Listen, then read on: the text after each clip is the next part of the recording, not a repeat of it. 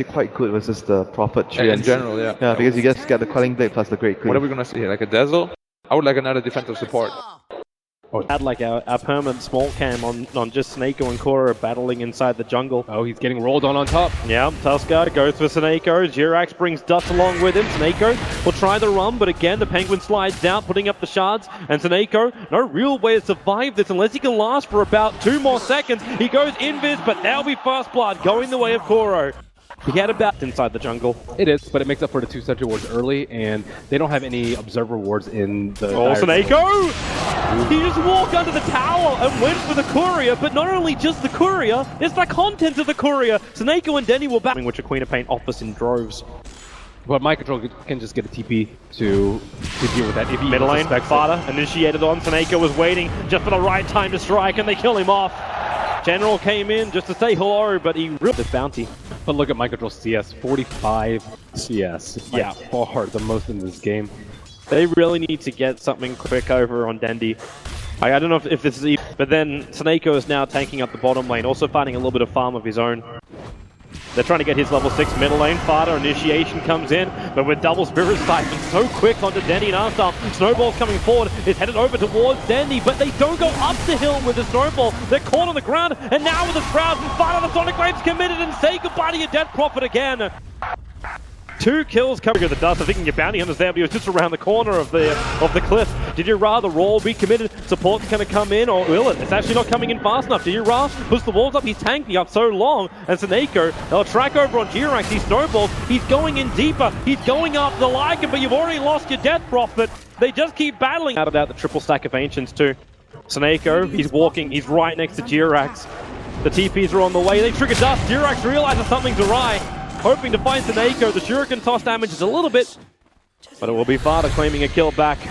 Nuisance with that 3-point up. So you take the stack, but you lose your tier 1 tower on top lane.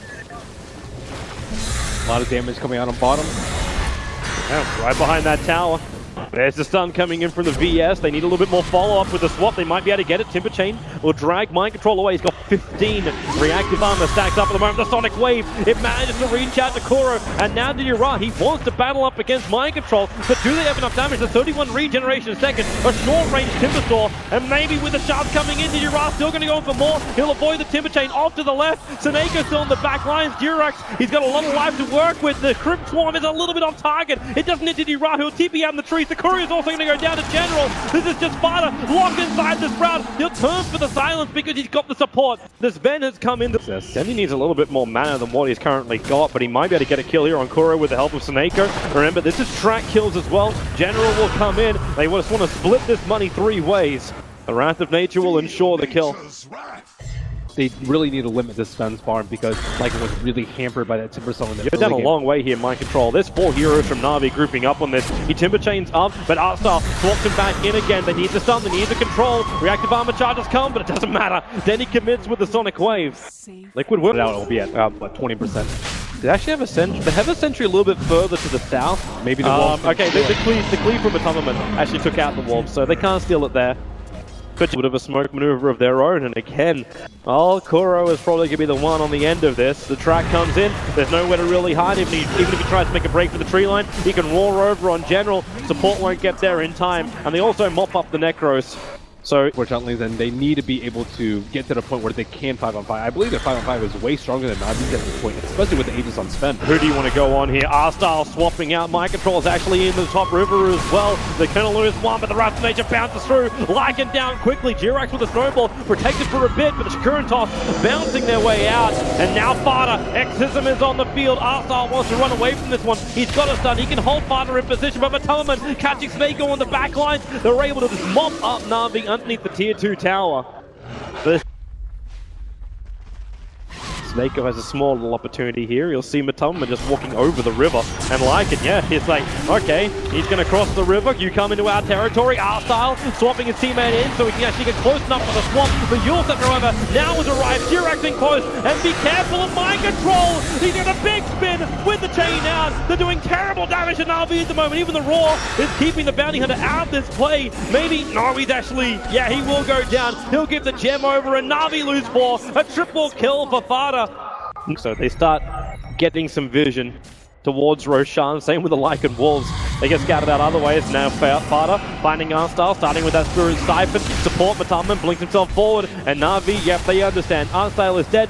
Accept the fact and move on. And both teams addressing General towards that top tier 3 tower. Roshan now belongs to Liquid.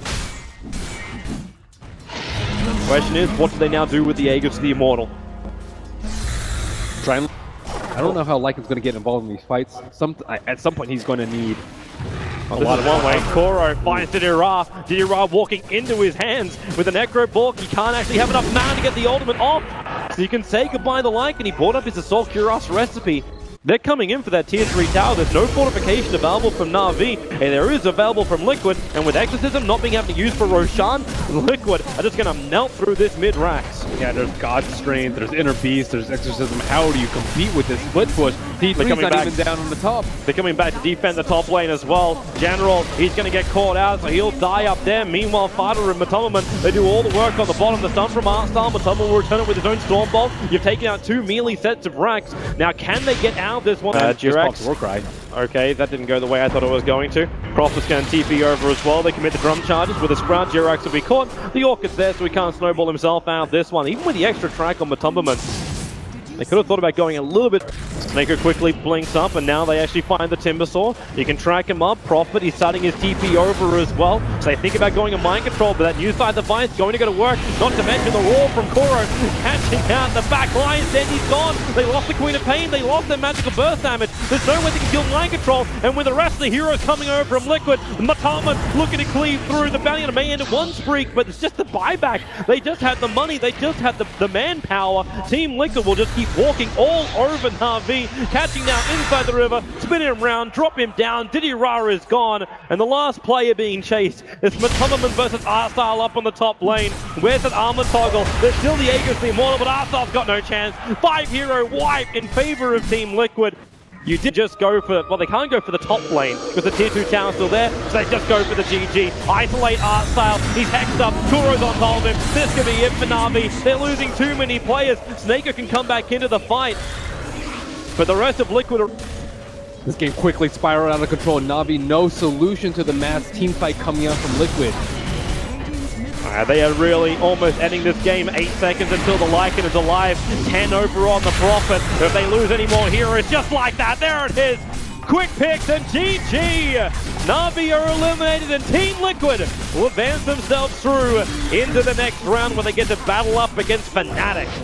Still a pretty good run from Na'Vi, but Liquid showing why they're many people's picks for top 1 in this tournament. Yeah, they are such an amazing team. Such solid play as well. Na'Vi tried to throw them off a little bit with that Lycan first pickup. You could definitely see the strength of their push, but it never really happened. But win or lose, this crowd still gives a lot of respect to Na'Vi. Liquid still with a very shaky early game, I would say. Beastmaster struggled a lot, gave away a few picks, Fata especially, but